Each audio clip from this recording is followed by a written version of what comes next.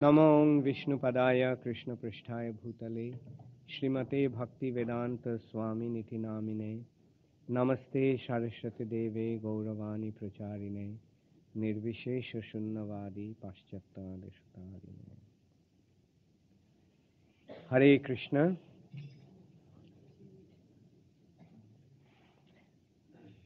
তাহলে আমাদের এই যে সেমিনার, এই সেমিনারটি উদ্দেশ্য কি? আমাদের বৈষ্ণব ধর্মের ঐতিহ্য নিরূপণ করা। বৈষ্ণব শব্দটি আসছে বিষ্ণু থেকে। যারা বিষ্ণুর সেবক তারা বৈষ্ণব। জীব তার স্বরূপে বৈষ্ণব। প্রতিটি জীব তার শুদ্ধ অবস্থাতে বৈষ্ণব। বৈকুণ্ঠে বা চিৎ জগতে সমস্ত জীবই ভগবানের পার্ষদ, ভগবানের সেবক, তারা নিত্য মুক্ত জীব, অতএব তারা সকলেই বৈষ্ণব। জীব যখন তার স্বরূপ থেকে বিচ্যুত হয় তখন সে তার বৈষ্ণবতা হারিয়ে ফেলে। বদ্ধ জীবই কেবল অবৈষ্ণব, তা না হলে জীব সর্ব অবস্থাতেই বৈষ্ণব। তাই সেই বদ্ধ জীবদের পুনরায় বৈষ্ণবে পরিণত করার জন্য ভগবান সৃষ্টির আদিতে ব্রহ্মাকে বৈদিক তত্ত্বজ্ঞান বা আধ্যাত্মিক জ্ঞান প্রদান করেছিলেন। ভগবান কেন সৃষ্টির আদিতে ব্রহ্মাকে এই দিব্যজ্ঞান দান করলেন?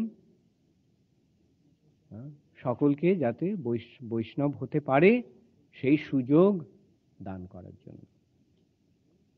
তাহলে এখন দেখতে পাচ্ছ যে আমরা যে পথটি অবলম্বন করেছি সেইটি হচ্ছে জীবনের সর্বশ্রেষ্ঠ উদ্দেশ্য সাধন, তাই না? আমরা যদি বৈষ্ণব না হয়ে অন্য কিছু হতাম তাহলে জীবনটা ব্যর্থ হতো।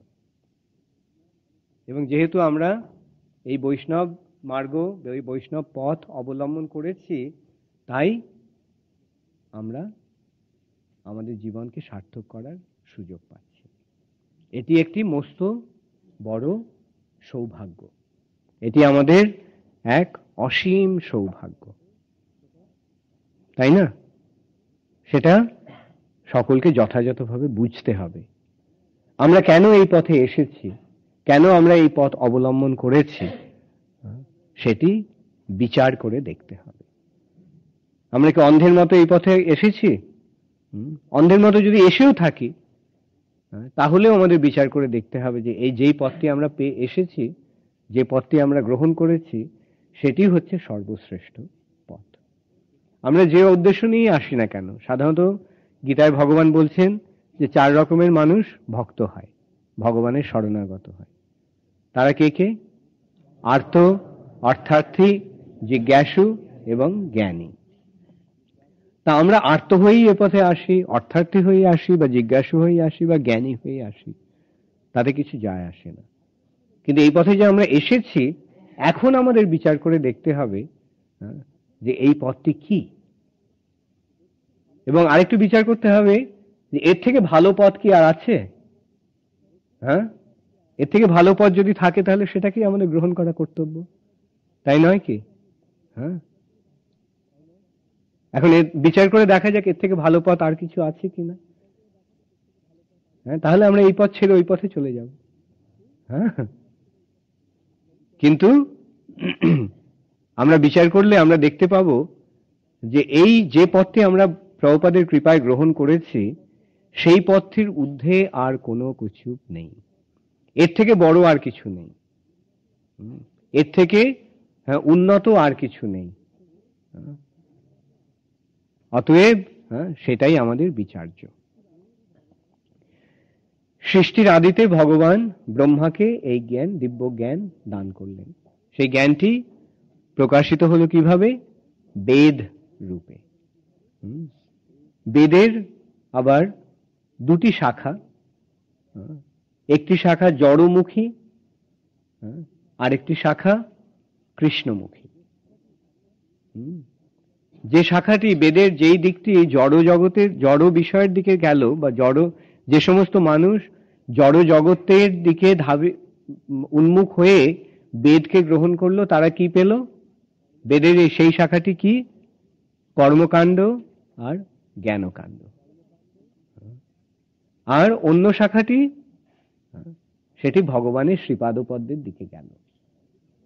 সেই শাখাটিকে বলা হচ্ছে কি না, সেই শাখাটি হচ্ছে ভাগবত।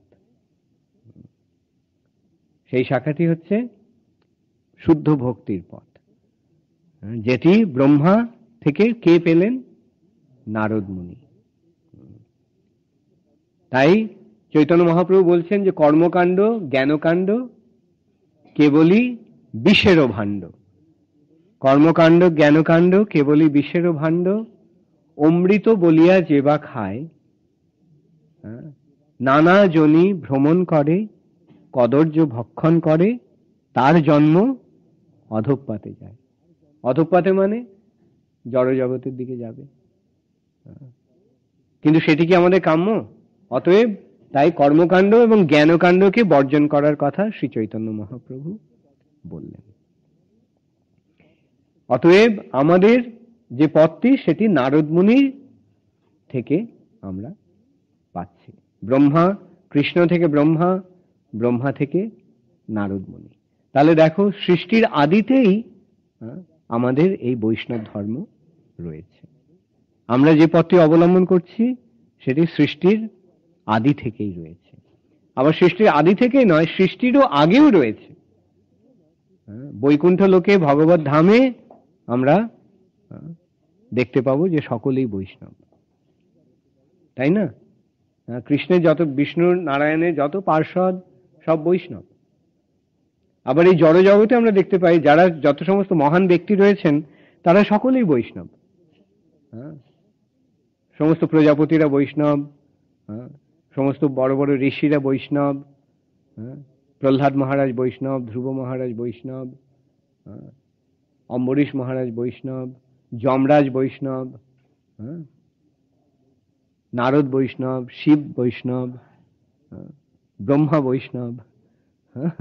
তাহলে এইটি আমাদের একটি ধারা যেখানে সব বড় বড় পৃথিবীর যত সমস্ত মহান ব্যক্তি রয়েছেন, তারা সব আমাদের পূর্বপুরুষ। তাহলে আমরা এমন একটা বংশে জন্মগ্রহণ করেছি প্রভুপাদের কৃপায়, যেটি হচ্ছে সর্বশ্রেষ্ঠ বংশ। এখন এই যে বৈষ্ণব ধর্ম, আচ্ছা, এখানে ধর্ম শব্দটির অর্থ কি সেটা বিচার করতে হবে। বৈষ্ণব ধর্ম বলতে বলা হচ্ছে সনাতন ধর্ম। বৈষ্ণব ধর্মটি হচ্ছে সনাতন। সনাতন মানে, সনাতন মানে নিত্য।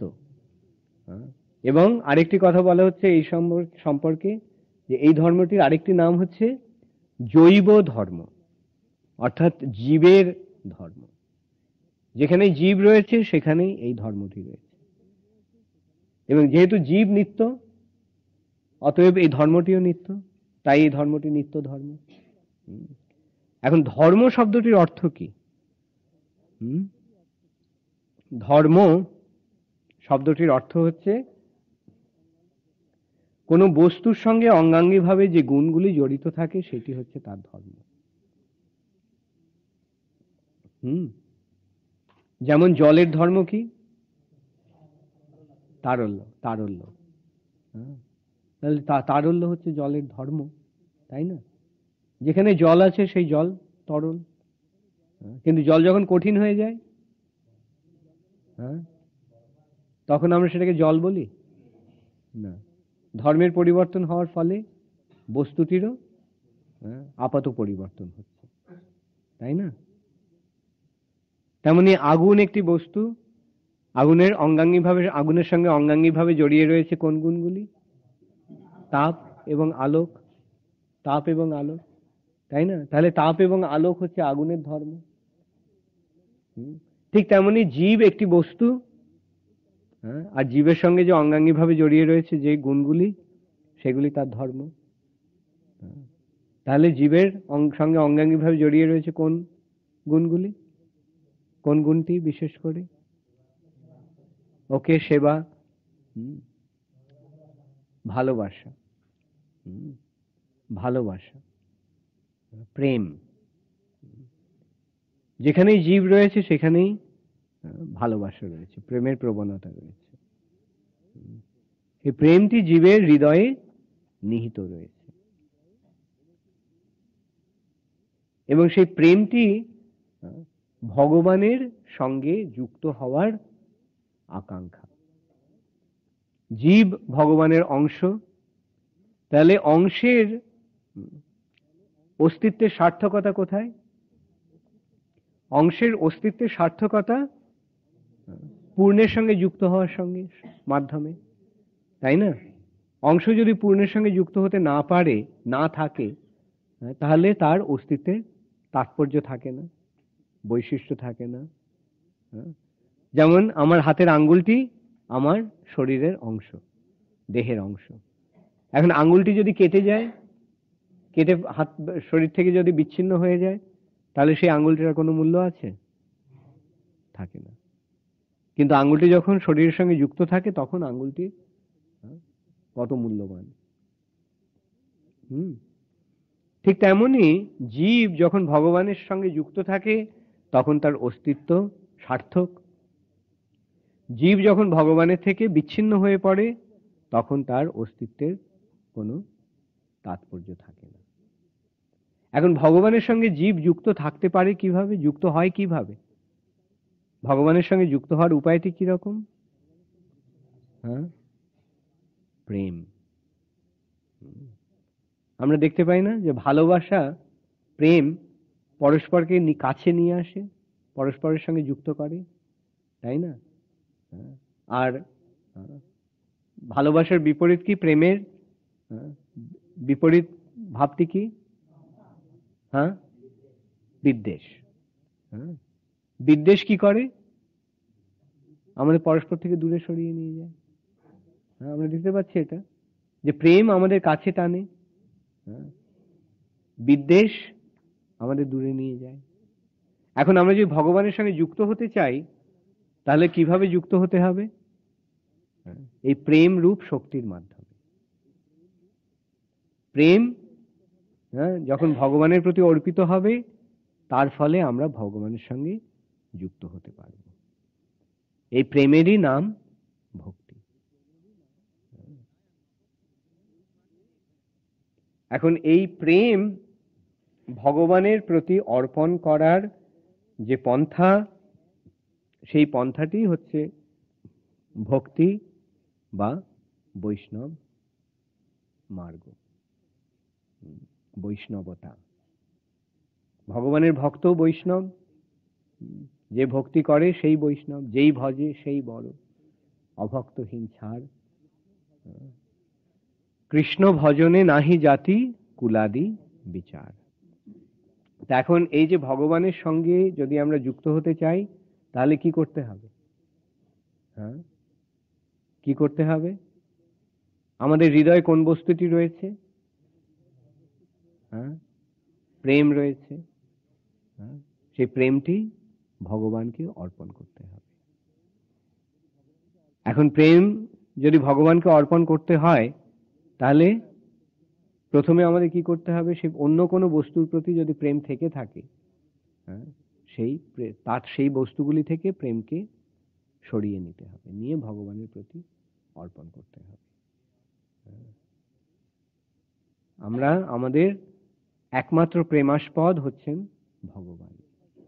এখন ভগবানকে ভুলে থাকার ফলে আমরা আমাদের হৃদয়ের প্রেম অন্য বস্তুতে, অন্য ব্যক্তিতে অর্পণ করার কামনা করছি, কিন্তু প্রকৃতপক্ষে সেটি ভগবানের প্রতি নিবেদন করতে হবে। এখন এইটি গেল, এইটি হচ্ছে জীবের প্রকৃত ধর্ম। তাহলে সনাতন ধর্ম মানে কি? সনাতন ধর্ম মানে, সনাতন ধর্ম মানে হচ্ছে ভগবানের প্রতি আমাদের হৃদয়ের প্রেম অর্পণ করা। প্রকৃতপক্ষে সনাতন ধর্মের সংজ্ঞা হচ্ছে আমাদের হৃদয়ের ভালোবাসা, আমাদের হৃদয়ের প্রেম ভগবানকে অর্পণ করা। আবার ধর্মের আরেকটি সংজ্ঞাও রয়েছে। সেই সংজ্ঞাটি কি? ধর্মং তু সাক্ষাৎ ভগবৎ প্রণীতম। ধর্ম হচ্ছে ভগবানের প্রদত্ত আইন। রাজা আইন প্রণয়ন করে না? রাজা আইন সৃষ্টি করে, আইন প্রণয়ন করে। তো এখন সেই আইনটি যারা মেনে চলে তারা সুখে শান্তিতে থাকে। যারা আইন মানে না তাদের কি হয়? তাদের নিজেদের ক্ষতি হয় এবং তারা অন্যদেরও অসুবিধা সৃষ্টি করে। এখন এই যে আইন এবং শৃঙ্খলা যখন নষ্ট হয়ে যায়, তখন ভগবান সেই আইন আবার প্রতিষ্ঠা করার জন্য তিনি অবতরণ করেন।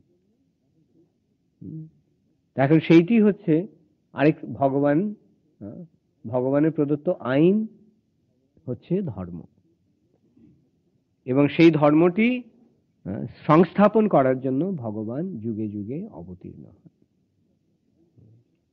যখনই আইন শৃঙ্খলা বিশৃঙ্খল হয়ে যায় তখন ভগবান অবতীর্ণ হন। অতএব এখানে আমাদের বিচার করতে ভগবান কোথায় থাকেন? চিৎ জগতে থাকেন, তাই না? কিন্তু তিনি জড় জগতে কেন আসেন? ধর্ম সংস্থাপন করার জন্য। তাহলে এই যে ধর্ম, ভগবানের প্রদত্ত আইন, সেটি মেনে চলা প্রতিটি জীবের কর্তব্য। যখন জীব সেই আইনটি মেনে চলে তখন সে সুখে শান্তিতে থাকে এবং তখন সে ভগবানের ভক্ত হতে পারে। এইভাবে যখন ভগবানের প্রদত্ত আইন আমরা মেনে চলি, ভগবানের দেওয়া আইন আমরা মেনে চলি, তখন চারদিকে সুখ এবং শান্তি এবং সমৃদ্ধি বিরাজ করে। কিন্তু যখন সেই ধর্ম বা আইন নষ্ট হয়ে যায়, লোকেরা যখন আইন অমান্য করতে থাকে, তখনই সমাজে বিশৃঙ্খলার সৃষ্টি হয় এবং মানুষ তখন নানা রকম দুঃখ দুর্দশা ভোগ করে। অতএব ধর্ম বলতে তাহলে এখানে কি বোঝাচ্ছে? ভগবানের দেওয়া আইন। আর অধর্ম মানে কি? অধর্ম সেই আইন এবং ভগবানের দেওয়া আইন না মানা। এখন যখনই ধর্মের গ্লানি হয়, ধর্ম যখন হারিয়ে যায়, তখনই অধর্মের প্রকাশ হয়। ধর্মের গ্লানির ফলে অধর্মের অভ্যুত্থান হয়। এখন সত্যযুগে ধর্ম চারটি পায়ের উপরে দাঁড়িয়েছে, অর্থাৎ সত্যযুগে প্রায় সকলেই ধর্মপরায়ণ শুদ্ধ আত্মা। কিন্তু তার পরবর্তী যুগে, ত্রেতা যুগে, শতকরা 75 জন ধর্মপরায়ণ হলো আর 25 জন অধার্মিক হয়ে গেল। সেটা ত্রেতা যুগ। দাপর যুগে প্রায় 50 জনই শতকরা 50 জন ধার্মিক, আবার 50 জন অধার্মিক। এবং যুগের প্রভাবে কি হয়? ক্রমশ অধর্মের গ্লানি হয়, অধর্মের অবক্ষয় হয়। তো এইভাবে কমতে থাকে, আর ধর্মের অবক্ষয় হয়, অধর্মের প্রকাশ হয়। এভাবে ধর্ম ক্রমশ কমতে থাকে। তারপরে যখন কলিযুগ আসে তখন অধর্ম প্রায় শতকরা 25 ভাগ, ধর্ম শতকরা 25 ভাগ আর অধর্ম শতকরা 75 ভাগ। আর সেই 25 ভাগও যে ধর্ম রয়েছে সেটাও ক্রমশ অবক্ষয় হতে থাকে, গ্লানি হতে থাকে। এই কলিযুগটি একটি অত্যন্ত ভয়ঙ্কর যুগ। কলিযুগ একটি পাপের সমুদ্র সদৃশ। এই কলিযুগে মানুষ অত্যন্ত ধর্মবিদ্বেষী এবং এখানে আমাদের বিচার্য যে দাপরের শেষে কৃষ্ণ কুরুক্ষেত্র যুদ্ধ আয়োজন করে তিনি সমস্ত অধার্মিক দুষ্কৃতকারীদের তিনি সংহার করলেন, করে যুধিষ্ঠির মহারাজকে রাজ্যে অভিষিক্ত করলেন, করার ফলে পুনরায় ধর্ম স্থাপিত হলো। কিন্তু তারপরেই যুধিষ্ঠির মহারাজ যখন দাপর যুগ শেষ হয়ে কলিযুগ শুরু হলো, তখন যুধিষ্ঠির মহারাজ তিনি মহাপ্রস্থান যাত্রা করলেন পরীক্ষিত মহারাজের ওপর রাজ্যভার অর্পণ করে। পরীক্ষিত মহারাজের সময় থেকে কলিযুগ শুরু হলো।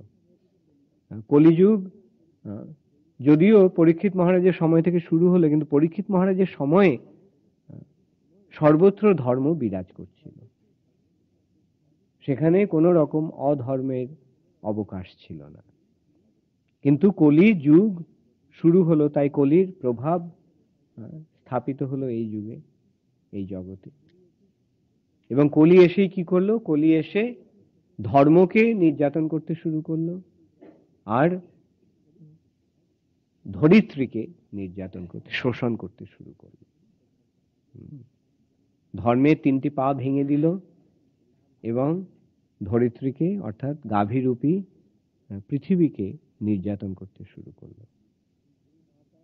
এখন গোমাতা এবং বৃষরূপী ধর্মকে এইভাবে নির্যাতন করছে দেখে পরীক্ষিত মহারাজ সঙ্গে সঙ্গে কলিকে সংহার করতে উদ্যত হলেন। কিন্তু কলি পরীক্ষিত মহারাজের কাছে প্রাণ ভিক্ষা চাইল। তখন পরীক্ষিত মহারাজ কলিকে প্রাণে মারলেন না, কিন্তু তাকে তার রাজ্য থেকে নির্বাসিত করলেন। কিন্তু কলি তখন দেখলো যে সারা পৃথিবী পরীক্ষিত মহারাজের অধিকারে, এমনকি সমুদ্র পর্যন্ত, সাগর সমন্বিত সারা পৃথিবী পরীক্ষিত মহারাজের অধিকারে।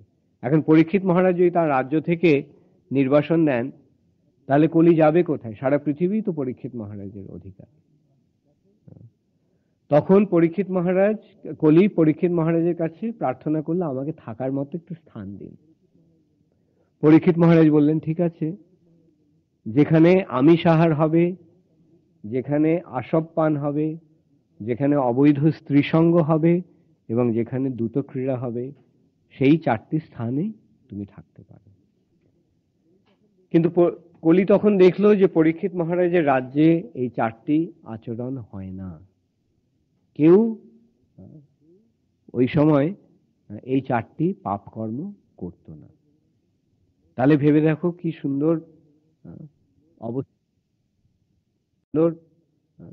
অবস্থা ছিল। আজ থেকে মোটে 5000 বছর আগে পৃথিবীর এত সুন্দর অবস্থা ছিল। এই পৃথিবীতে কেউ মাছ মাংস খেত না। এই পৃথিবীতে কেউ নেশা করত না, মদ পান, জুয়া, গাঁজা, বিড়ি, মদ পান, গাঁজা, বিড়ি এই সমস্ত পান করত না, এবং কেউ পরস্ত্রী গমন করত না, অবৈধ স্ত্রী সঙ্গ করত না, এবং কেউ দ্রুত ক্রীড়া করত না। তো কলি দেখলো যে তাহলে তার এখানে থাকার স্থান নেই। সে তখন পরীক্ষিত মহারাজকে বলল যে আমাকে থাকার মতো অন্তত একটু জায়গা দিন। তখন পরীক্ষিত মহারাজ স্বর্ণে কলিকে স্থান দিলেন, কলিকে স্বর্ণে অধিকার দিলেন। এখন এই স্বর্ণ মানে কি? স্বর্ণ মানে হচ্ছে সম্পদ। এখন যে ধন সম্পদ যদি কৃষ্ণের সেবায় নিযুক্ত না হয়, তাহলে এই যুগে সেটি কলির স্থানে পরিণত হবে। তো এইভাবে পরীক্ষিত মহারাজের কাছ থেকে কলি তার থাকার জায়গা করে নিল। এবং কলি প্রথমেই কি করলো, প্রথম সুযোগেই পরীক্ষিত মহারাজকে বিনষ্ট করলো, পরীক্ষিত মহারাজকে সংহার করলো। এবং তারপরে কলি কি করলো, কলি সমাজের যে সর্বশ্রেষ্ঠ যারা, সমাজের শীর্ষস্থানীয় যারা ব্রাহ্মণদেরকে কলি আক্রমণ করল। এবং এই কলিযুগে ব্রাহ্মণেরাই বৈদিক ধর্মটিকে নষ্ট করে দিল। এবং বরাহ পুরাণে সেই সম্বন্ধে বলা হয়েছে যে কলিযুগকে আশ্রয় করে রাক্ষসেরা ব্রাহ্মণ বংশে জন্মগ্রহণ করবে। তার মানে এই নয় যে সমস্ত ব্রাহ্মণেরাই রাক্ষস, বা তবে কিছু কিছু রাক্ষসেরা ব্রাহ্মণ বংশে জন্মগ্রহণ করে রাক্ষসা কলিমাশ্রিত জায়ন্তে ব্রহ্মজনীষু, এই ব্রাহ্মণ বংশে জন্মগ্রহণ করে তারা সমস্ত বৈদিক ধর্মটিকে নষ্ট করে দিল। তারা বৈদিক ধর্মের নাম করে সমস্ত অন্যায় আচরণ শুরু করল। তার ফলে আমরা দেখতে পাই যে অতি অল্প সময়ের মধ্যে কি হলো, নানা রকম অপকর্ম বৈদিক ক্রিয়ার নামে চলতে লাগলো। যেমন ব্রাহ্মণেরা তারা কৌলিন্য প্রথা সৃষ্টি করলো, যে কুলীন ব্রাহ্মণ, ব্রাহ্মণের মধ্যে আবার রয়েছে, ভেদ রয়েছে, স্তর রয়েছে। তো যারা বড় স্তরের ব্রাহ্মণ, এখন তাদের মেয়ের ছোট স্তরের ব্রাহ্মণদের ইয়েতে বিয়ে দেওয়া যাবে না, কুলীন ব্রাহ্মণের সঙ্গে বিয়ে দিতে হবে। তখন কি করলো, তার ফলে কি হলো, কুলীন ব্রাহ্মণেরা তারা অনেক মেয়েকে বিয়ে করতে লাগলো। যে কন্যাদায়গ্রস্ত পিতারা কোন রকমে কন্যার দায় থেকে মুক্ত হওয়ার জন্য যেন তেন প্রকারেণ বিবাহ দিতে শুরু করলো। কুলীন ব্রাহ্মণকে বিয়ে দিতে হবে, আর কুলীন ব্রাহ্মণের সংখ্যা কম, আর ব্রাহ্মণ কন্যা অনেক ব্রাহ্মণ বড় বংশে জন্ম দিতে পারলে, বিয়ে দিতে পারলে তার সমাজে তার পদমর্যাদা বাড়বে। তাই সকলে কুলীন ব্রাহ্মণ খুঁজতে লাগলো।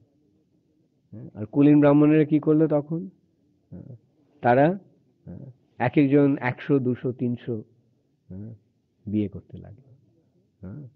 আর তারা কি করতো, ঘুরে ঘুরে বেড়াতো 365 দিন 365 শ্বশুর বাড়িতে।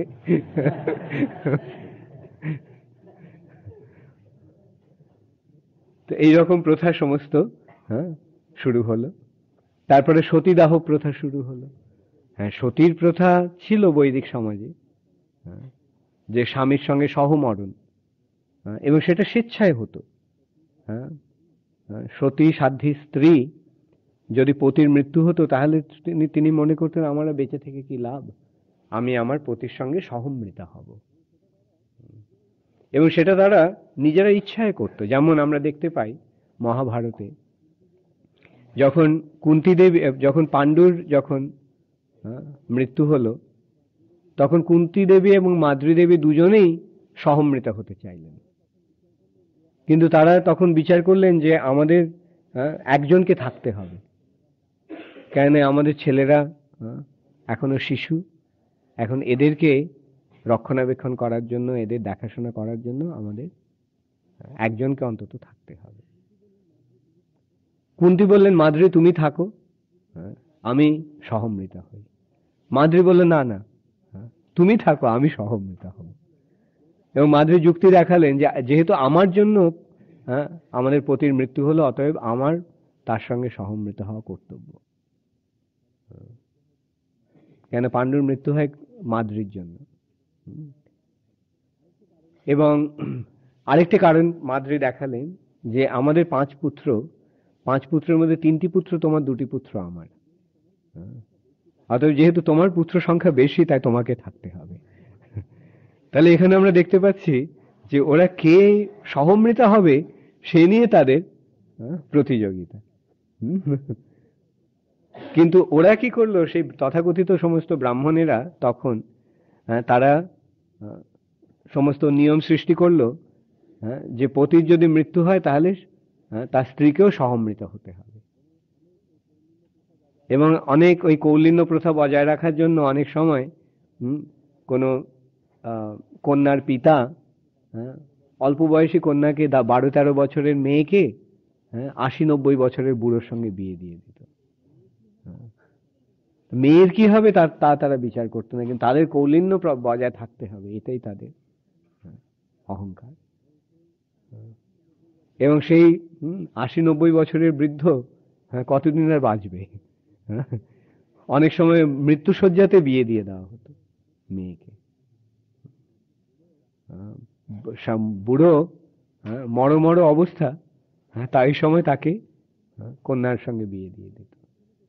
এবং যখন বৃদ্ধের যখন মৃত্যু হতো তখন সেই 12-13 বছরের মেয়েটিকে জোর করে আগুনে পোড়ানো হতো, হাত পা বেঁধে আগুনে ছুড়ে দেওয়া হতো জোর করে।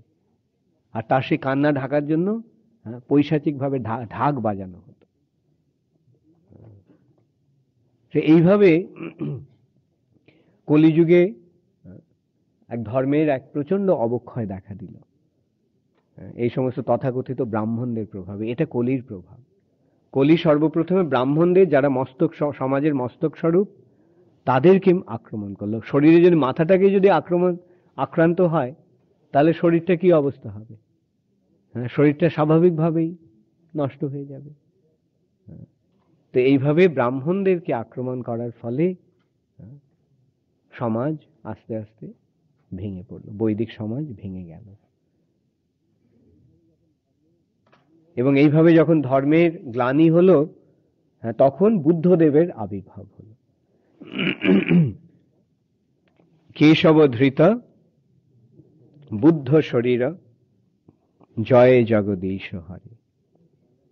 এইভাবে ভগবান বুদ্ধদেব রূপে অবতীর্ণ হলেন এই কলিযুগে। এবং অবতীর্ণ হয়ে তিনি কি করলেন? তিনি সকলকে বেদ বিমুখ করে দিলেন। দেখো, এখন বেদ হচ্ছে এই সনাতন ধর্মের ভিত্তি। এখন সেই বেদকে যদি বর্জন করা হয় তাহলে সনাতন ধর্মের কি অবস্থা হবে? তাহলে আমরা দেখতে পাচ্ছি যে এইভাবে কলিযুগের প্রভাবে সনাতন ধর্ম এক প্রচন্ডভাবে আক্রান্ত হলো। কিন্তু সেই সনাতন ধর্মকে রক্ষা করার জন্যই অ্যাকচুয়ালি বুদ্ধদেব এলেন। এসে তিনি কি করলেন? ওই বেদ বিমুখ করলেন। কেননা বেদের নামে যত সমস্ত অন্যায় আচরণ হচ্ছে, তাই না? তাহলে সেই অন্যায় আচরণগুলো বন্ধ করার জন্য তিনি বললেন বেদ মানার কোনো প্রয়োজন নেই। এইভাবে বুদ্ধদেব এসে, ভগবান বুদ্ধদেব রূপে অবতীর্ণ হয়ে তিনি জীবকে বেদ বিমুখ করে দিলেন। কিন্তু সেই বেদ বিমুখ করার উদ্দেশ্যটি কি? এই সনাতন ধর্মকে রক্ষা করা। কেন বেদের নাম করে যত সমস্ত অন্যায় আচরণ হচ্ছে, অধর্ম আচরণ হচ্ছে, তাহলে সেই অধর্মগুলি বন্ধ করতে হলে প্রথমে কি করতে হবে? বেদকে বর্জন করতে হবে। এইভাবে বুদ্ধদেব এসে তিনি বেদ বিমুখ করে, তার মানুষকে বেদ বিমুখ করে দিয়ে তিনি একটি নতুন ধর্ম স্থাপন করলেন, যার নাম হলো অহিংস ধর্ম বা বৌদ্ধ ধর্ম। ঠিক আছে, আজকে তাহলে আমরা এইটুকুই আলোচনা করব। কারো যদি কোনো প্রশ্ন থাকে, প্রশ্নের জন্য আমি 10 মিনিট সময় রাখছি।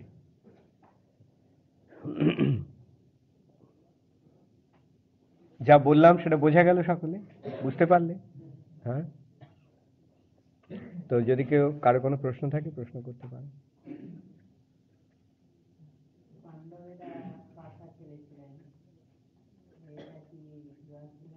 হ্যাঁ হ্যাঁ, দাপর যুগে বা অন্যান্য যুগে ক্ষত্রিয়দের পাশা খেলা, আসব পান, মদ খাওয়া, এগুলি ছিল, এগুলির অনুমোদন ছিল। কিন্তু কলিযুগে সেটা বর্জন হলো। দেখা গেল দাপর যুগে পাশা খেলার মধ্যে দিয়ে কি হলো? প্রতারণা এলো। তাই না? তাই জন্য আর কলিযুগে সকলেই অধার্মিক, সকলেই মিথ্যাশ্রয়ী, কলিযুগে প্রায় সকলেই প্রবঞ্চক। তাই তাদের সমস্ত প্রবঞ্চকদের যদি পাশা খেলতে দাও তাহলে কি অবস্থা হবে? এই যুধিষ্ঠির মহারাজের মতো অবস্থা হবে, তাই না? তো সেটাই, সেই শিক্ষাটা দেওয়ার জন্যই ওই যুধিষ্ঠির মহারাজের মাধ্যমে তিনি দেখালেন পাশা খেলার পরিণতি। আর তাতেও যদি আমাদের শিক্ষা না হয়ে থাকে তাহলে আর কি করা যেতে পারে? অতএব এই জন্য কলিযুগে জুয়া, পাশা খেলা ইত্যাদি বর্জন। অন্যান্য যে ক্ষত্রিয়রা পারত সেটা, ক্ষত্রিয়দের কতগুলি স্যাংশন দেওয়া হয়েছিল। ক্ষত্রিয়রা আমিষ আহার করতে পারত, ক্ষত্রিয়রা আসব পান করতে পারত, কিন্তু সেটা কোনো বিশেষ অবস্থায় বিশেষ ভাবে। যেমন তারা বনে মৃগয়া করে পশু মাংস আহার করতেন, যজ্ঞে তারা আসব পান করতেন ইত্যাদি। কিন্তু কলিযুগে সেটা বর্জন করা হলো।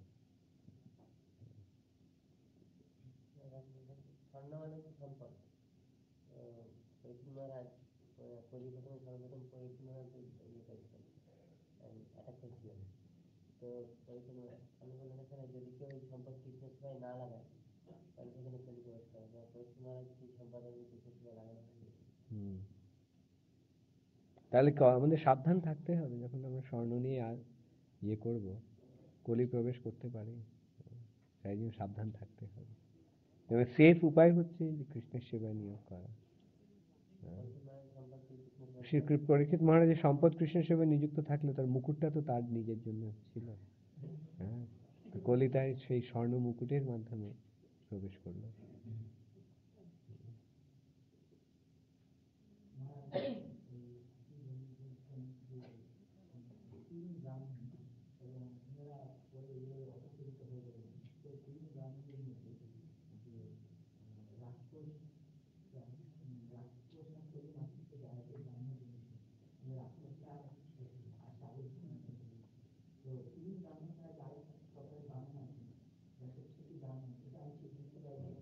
কলিযুগে প্রায় সত্যি সত্যি ব্রাহ্মণ নেই। এই প্রভুপাদ বলেছেন যে ভারতবর্ষে ব্রাহ্মণ খুঁজে পেলেন না তিনি, তাই আমেরিকা থেকে তিনি মানুষকে ব্রাহ্মণ করে এখানে নিয়ে এলেন।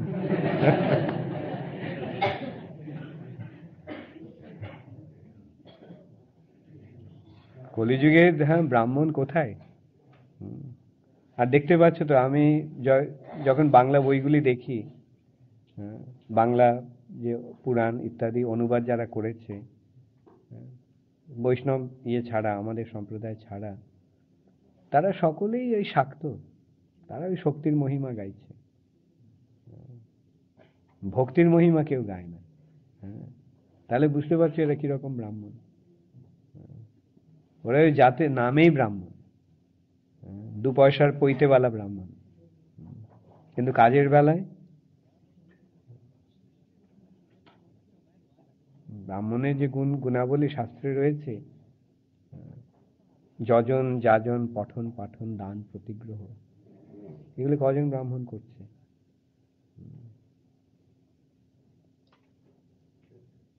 ষটকর্ম নিপুণ বিপ্র, সেই ষটকর্ম নিপুণ ব্রাহ্মণ কজন আছে?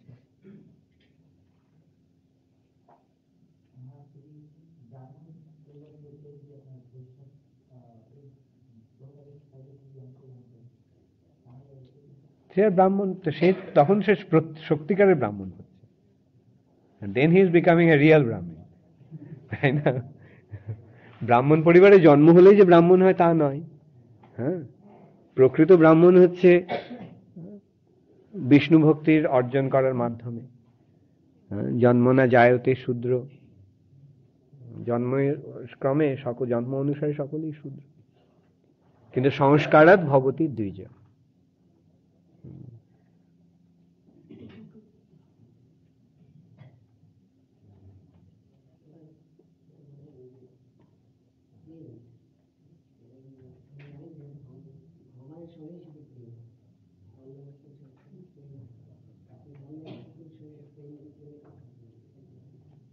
কথায় কথায় বললাম, প্রকৃতপক্ষে সেটা প্রেম নয়, সেটা কাম। প্রেম কেবল কৃষ্ণের বেলায় প্রযোজ্য।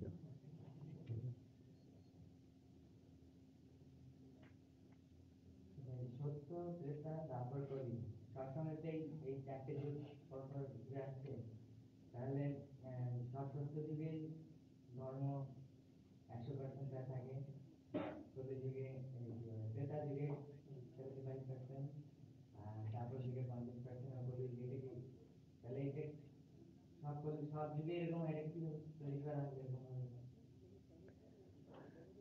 অর্থাৎ মানে ক্রমে ক্রমে এই জড়জগতের প্রভাবে ধর্ম, দেখো ধর্মটা চিৎ জগতের ব্যাপার, তাই না?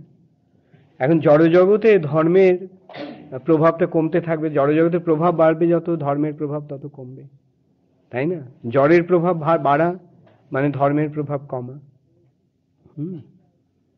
অতএব ত্রেতা যুগে প্রায় 75% ধর্ম রয়েছে, কিন্তু ক্রমে ক্রমে সেই ধর্ম কমতে থাকছে, কমতে কমতে দাপরে এসে সেটা 50%, দাপরে সেটা আবার 50% থেকে কমতে কমতে আরো কলিতে এসে 25%, তাই না?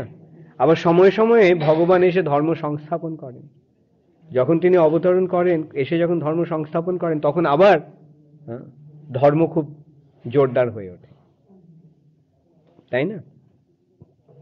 তখন আবার সত্যযুগের মতো একটা পরিস্থিতির সৃষ্টি হয়, সত্যযুগের সূচনা হয় ভগবানের আবির্ভাবের ফলে।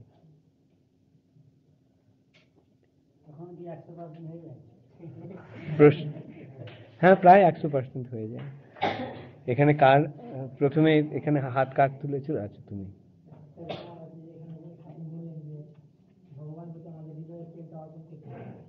হ্যাঁ,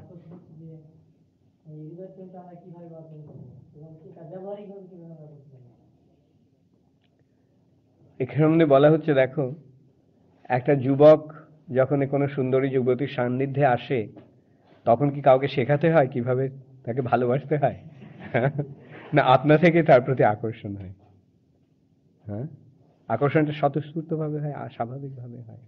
ঠিক তেমনি যখন আমরা ভগবানকে জানতে পারি, ভগবানকে যখন আমরা চিনতে পারি, ভগবানকে যখন আমরা উপলব্ধি করতে পারি, তখন স্বাভাবিকভাবেই ভগবানের প্রতি প্রেম জেগে ওঠে, জাগৃত হয়, আপনা থেকেই হয়।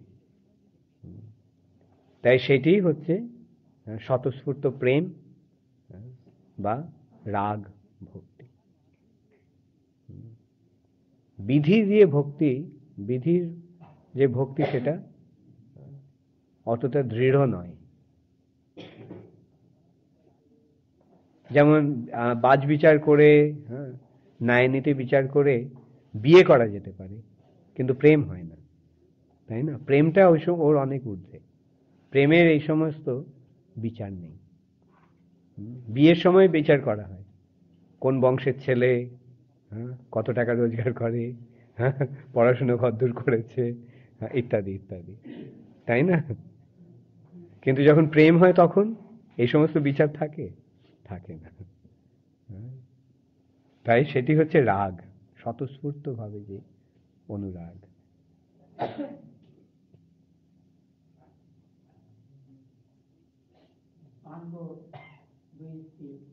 হ্যাঁ,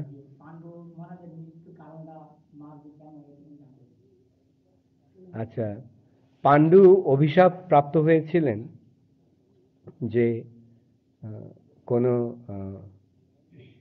যদি তিনি কখনো সঙ্গম করেন তার স্ত্রীর সঙ্গে, তাহলে তার মৃত্যু হবে। তিনি ঋষ্যশৃঙ্গ মুনির কে স্বর্ণিক্ষেপ করেন, তিনি যখন মৈথুনে লিপ্ত ছিলেন, মৃগী রূপে মৈথুন করছিলেন, তখন তিনি বাণ নিক্ষেপ করেন। তার ফলে সেই ঋষি তাকে অভিশাপ দেন যে তিনি যদি কখনো মৈথুন কার্যে লিপ্ত হন, তাহলে তার মৈথুন সময়ে তার মৃত্যু হবে। তো এই অভিশাপ প্রাপ্ত হওয়ার পরে পাণ্ডু তার রাজ্য থেকে চলে গিয়ে তিনি বদরিকাশ্রমে হিমালয়ে তিনি বাস করতে থাকেন, বানপ্রস্থের মতো রূপে। সঙ্গে তার পত্নীরা ছিলেন, কিন্তু তিনি ওই কামভাব যাতে উদ্দীপ্ত না হয় সেই জন্য এরকম একটা পরিবেশে তিনি ছিলেন। কিন্তু একদিন যখন তিনি নির্জনে মাদ্রির সঙ্গে বিহার করছিলেন, তখন তিনি মাদ্রির প্রতি কামাসক্ত হয়ে পড়েন, এবং তখন মাদ্রির সঙ্গে যখন তিনি মৈথুন কার্যে লিপ্ত হন, তখন তার মৃত্যু হয়। সেই জন্য মাদ্রি বলেন যে তিনি তার মৃত্যুর কারণ।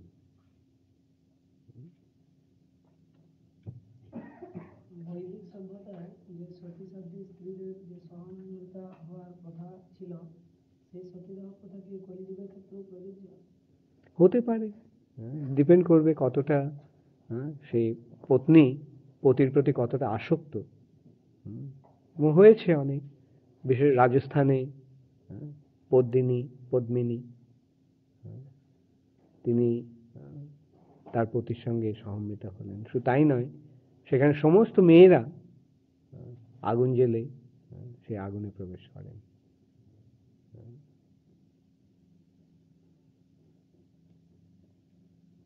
কলিযুগে ধর্মের 25% আছে, তাও আমার অবাক হয়। প্রভুপাদ সারা বিশ্বে কিছু ধর্ম প্রচার করছেন, এদিকে 95% বেশি। হ্যাঁ, তার ফলে আবার ধর্ম পুষ্ট হচ্ছে, এবং ক্রমে ক্রমে একটা সময় আসবে যখন ও যেটা বলছে আবার 100% ধর্ম প্রতিষ্ঠিত হয়ে যাবে। পৃথিবীর প্রতিটি নগরে এবং গ্রামে যদি কৃষ্ণ ভক্তির প্রচার হয়, তখন পৃথিবীর অবস্থা কিরকম হবে? ধর্মের সংস্থাপন হয়ে যাবে, তাই না? এবং এই আন্তর্জাতিক কৃষ্ণ ভাবনামৃত সংঘ সেটাই করছে।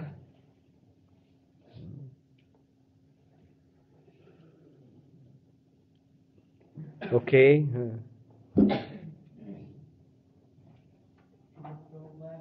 একাই কত বদ্ধযুগকে উদ্ধার করেছেন, ধর্মের এত প্রভাব।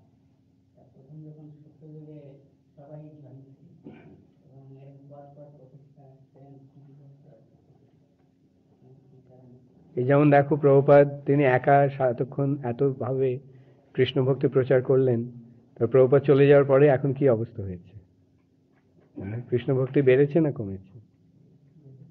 না, কমেছে। তোমরা এসে হয়তো জয়েন করেছে ইন্ডিয়াতে, কিন্তু বিদেশে অনেক ভক্ত চলে গেছে। সুতরাং এই মহাপুরুষদের আবির্ভাবের ফলে ধর্ম পুষ্ট হয়, কিন্তু এই মহাপুরুষেরা যখন অপ্রকট হন, তখন আবার সেই ধর্মের অবক্ষয় হয়। পেছনে কার হাত উঠেছিল? ওকে,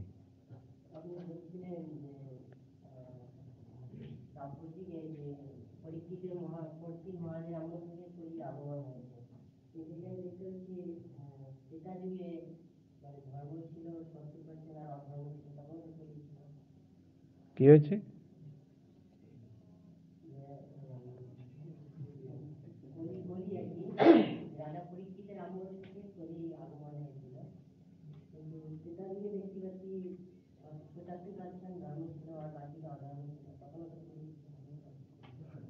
না, তখন ত্রেতা ছিল। সেই যুগটা ত্রেতা যুগ ছিল।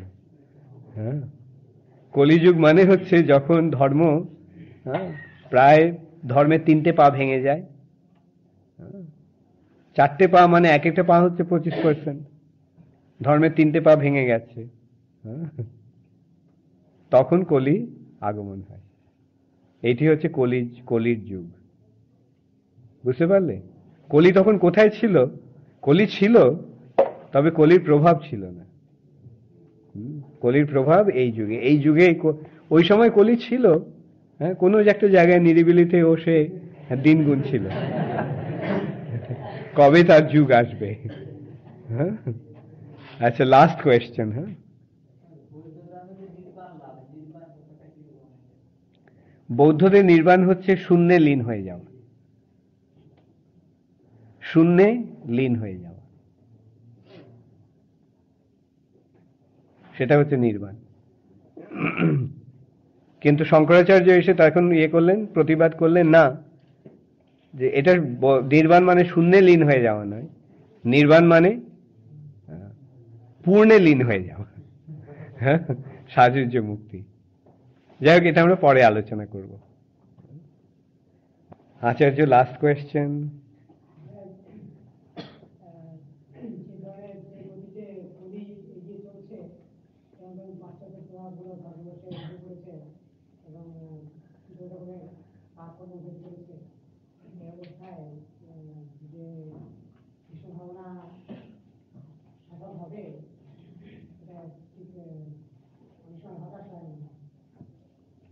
দেখো, ভগবান যখন বলেন কিছু হবে, তখন সেটা অবশ্যই হবে।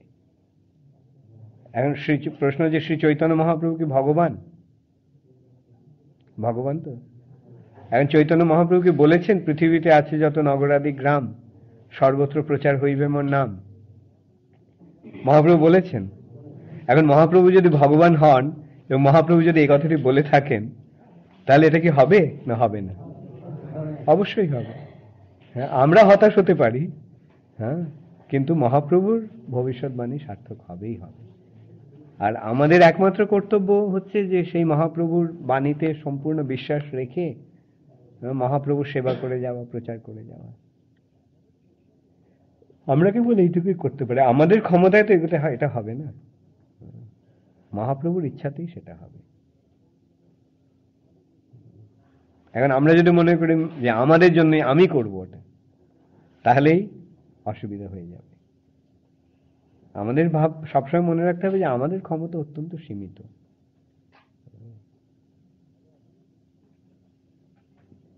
তাহলে আমি আজকে এখানেই শেষ করছি।